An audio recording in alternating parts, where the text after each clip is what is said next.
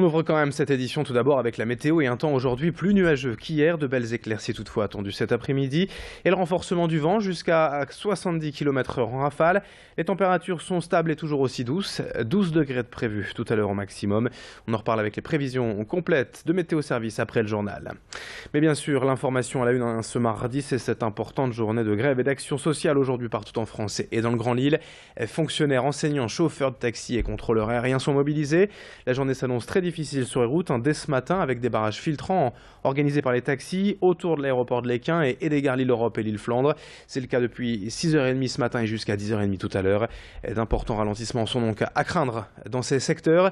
L'aéroport sera aussi directement touché puisque les contrôleurs aériens annoncent leur mobilisation. Plusieurs vols déjà annulés et de nombreux retards à craindre. Tous les renseignements sur lille.aéroport.fr.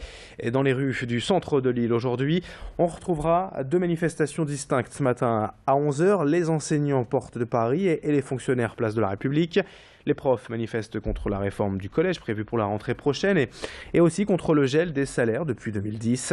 Et plus globalement, les motifs de mécontentement sont multiples, qu'il s'agisse des salaires donc, mais aussi de l'emploi, des services publics ou encore de la protection sociale. Pour comprendre d'ailleurs un peu mieux cette journée d'action interprofessionnelle, on écoute une représentante du syndicat CGT, interrogée hier par Louis Caillé. Le service public, ça concerne tous les citoyens. S'il y a une dégradation des services publics, c'est pas bon pour les agents, mais c'est pas bon non plus pour la population, puisque des fermetures d'agences, de bureaux de poste, des réductions d'ouverture, les réductions d'ouverture, le prétexte c'est le tout Internet. Mais le tout Internet, ça peut pas marcher. L'Internet, le numérique, ça doit être en complément, ça doit être un plus. Ça ne peut pas remplacer un interlocuteur. À suivre, bien sûr, ce matin sur Grand Lille TV, toutes les infos concernant cette mobilisation, nos équipes sur le terrain, un chauffeur de taxi qui sera notre invité tout à l'heure à 8h, un enseignant à 9h pour mieux comprendre cette journée d'action. Un point complet également sur les perturbations ce matin sur les routes avec le trafic. Pour l'instant, les ralentissements habituels sur la 25, 10 km de bouchons près de la chapelle d'Armentières ou sur l'A1 également. Pour l'instant, c'est la densité de trafic habituelle, mais il est en tout cas déconseillé de traverser le centre de Lille en fin de matinée et plutôt encore ce matin les abords des gares Lille-Europe et Lille-Flandre. Notez tout de même que du côté de la SNCF ou de Transpol, tout va bien ce matin. Pas de journée de grève prévue donc du côté des transports ferroviaires ou des transports en commun dans l'agglomération lilloise. 7h33 en direct, une autre image à présent dans cette édition, la venue de Marisol Touraine hier au CHRU de Lille. La ministre de la Santé est venue visiter le service néonatologie du centre hospitalier, un service labellisé à Amis des bébés depuis 2015, l'an dernier donc, et qui souligne l'accompagnement optimal des parents à la naissance de leur enfant et durant leur séjour à l'hôpital. Ici, les rythmes et besoins de l'enfant et de sa famille sont particulièrement pris en compte et prioritaires. Ce programme facilite notamment l'adaptation pour l'enfant à la vie extra-utérine et encourage la proximité mère-enfant, tout en valorisant le rôle des soignants. Explication avec la ministre elle-même, suivie hier par Céline Nuret. Le moment de la naissance, c'est un moment évidemment très important pour les mamans, les futures mamans, pour les familles, et que le moment de la naissance, il doit être à la fois sécurisé. On a besoin de plateaux techniques de pointe, mais il doit être aussi humanisé. Et maternité Amis des bébés, c'est une maternité qui ne se préoccupe pas seulement de soigner si c'est nécessaire, c'est une maternité qui se préoccupe d'accompagner et de faciliter l'entrée dans la vie de ces petits bébés.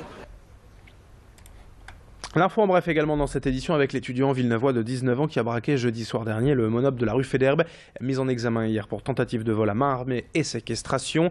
Il a été placé en détention provisoire, mais cette détention va débuter à l'hôpital puisque le braqueur, je vous le rappelle, s'était fait tirer dessus à 3 reprises par les policiers lors de l'interpellation, les policiers ayant agi en état de légitime défense.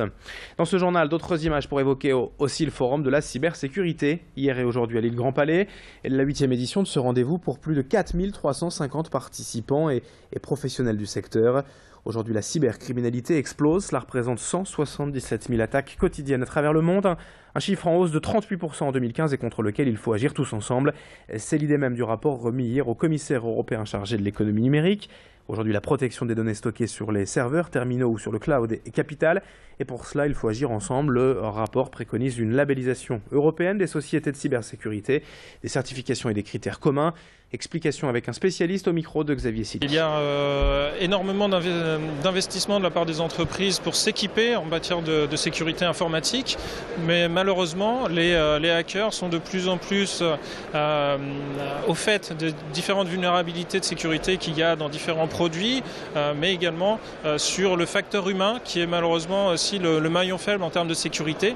Et donc les hackers désormais se redirigent vers les utilisateurs pour être capables de leur envoyer des spams, des pièces jointes infectées pour être capable d'infecter la machine, puisque c'est vraiment là le maillon faible en termes de sécurité chez les entreprises. Et puis rapidement, n'oubliez pas la demi-finale de Coupe de la Ligue ce soir en football à 21 h au stade Pierre-Mauroy. Le LOSC accueille Bordeaux pour une place en finale et peut-être égayer un peu cette saison pour le moment difficile. 7 h 36, on se retrouve dans un instant pour la météo et surtout l'infotrafic. Ne bougez pas, restez avec nous.